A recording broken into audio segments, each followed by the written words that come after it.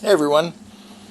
So, the first 3 episodes of the Wheel of Time TV series dropped on Amazon last week, and I'm going to give you a basic review of it. This particular video is going to be for people who have no knowledge of the Wheel of Time, so there's no spoilers here. I'm not going to spoil the show, but I'm going to give you a bit of an overview and talk a little bit about what people have been saying about the show. So, 3 episodes in, as the first 3 dropped, and it looks pretty good as far as I'm concerned. There are some criticisms about it. There are a number of story changes that have been made. And while I may not agree with some of the choices that they made, I do understand why they made them. And they made a number of changes to the backstories of the characters of Matt and Perrin. I'm not going to go into details about that because I don't want to spoil anything. And some people are upset about that. But I understand why they did them, and that it's harder to get an audience to sympathize with a character or understand their decisions when you don't have pages and pages and pages of point of view internal monologue to follow along. So in order to get some of the characters' actions to make sense, they changed their background a bit. So I understand it. While I may not agree with the actual choices that they made, I do understand why they did some of that. There's been some discussion about the special effects, and some people have said the special effects are rough. They seem fine. I haven't seen any problems with them. Maybe people are watching on ultra super high def 4K or something. I don't know. There are a few places where it's rough. It seems fine. It's mostly practical effects with some CG thrown in, which I think is the right way to do it. Rely mostly on practical effects. The costumes for the monsters look really good. Those are the Trollocs, for those of you who know it. They look good. They look very close to the books. The fades, all of that looks good. The costuming looks good. There's a lot of good stuff here. For development, they've got, they can't do as much exposition as in a book series, so there's a lot of plot running along, and it's a little quick. Some things, particularly the first episode, some things happen a little quickly, and so a little abrupt from time to time, but I think it does work okay.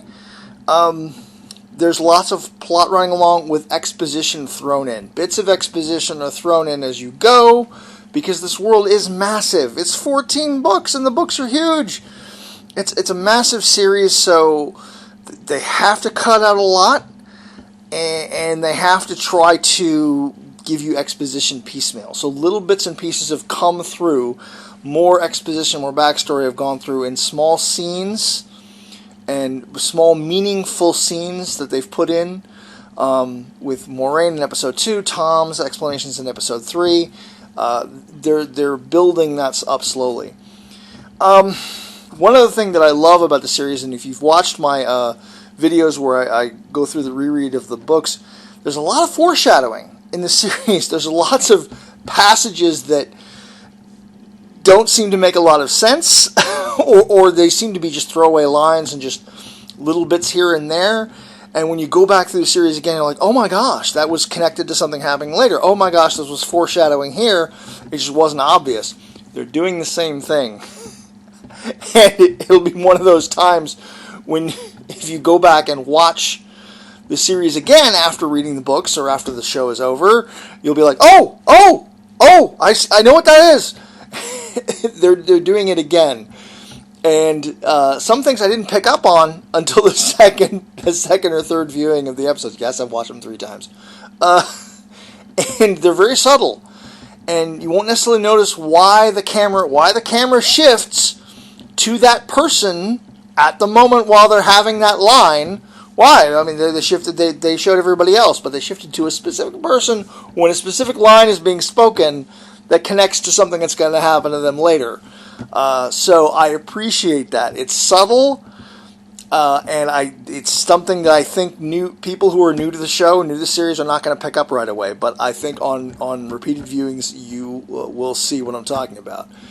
There have been some casting complaints in the series, basically because some of the characters have been cast with non-white actors, and this is annoying to me because in a lot of ways it's people who are not doing close readings of the books and don't have good critical awareness. The Two Rivers people are not really described as being white. So the fact that some of them are kind of light brown is perfectly... It doesn't conflict with the text. It really doesn't. And also the fact Rand is specifically white, and there is a point in the first book when he meets Morgase and Elaida. I don't want to go into too much detail, but when he meets Morgase and Elaida, this is pointed out that he does not look like the people of the Two Rivers because his skin is too white. So it's silly. People are, I guess, either relying on their own image of what the characters look like, and they defaulted to white for some reason. And some people are looking at comic adaptations or fan art or the cover art of the original Daryl Sweet covers, and that's not something Jordan had a lot of control over. So people from Tyr are supposed to have brown skin, and that's very clear in the books if you read. Yes, a lot of them have blue eyes, but that doesn't mean they can't have brown skin. So these things are not in conflict with the books. They really aren't. And some people do not read things closely. People who are not English majors have not been trained to do close readings, so they've just not picked up on these details. And they're in the books as I've been rereading them and been finding them more and more. Bits and pieces of Jordan have dropped on about people's skin color, what they look like, and lots and lots and lots of people are not white, because that's how the world is anyway. So a lot of the complaining is very silly in my mind. So I plan on doing some more videos here. I'm probably going to do one that talks about the lore and explains some of the lore that's being shown in the shows without spoiling anything, if I possibly can. And as we go through, I will post more videos. I considered doing some reaction videos, but I've recorded myself watching some things, and I'm not very reactive in the moment.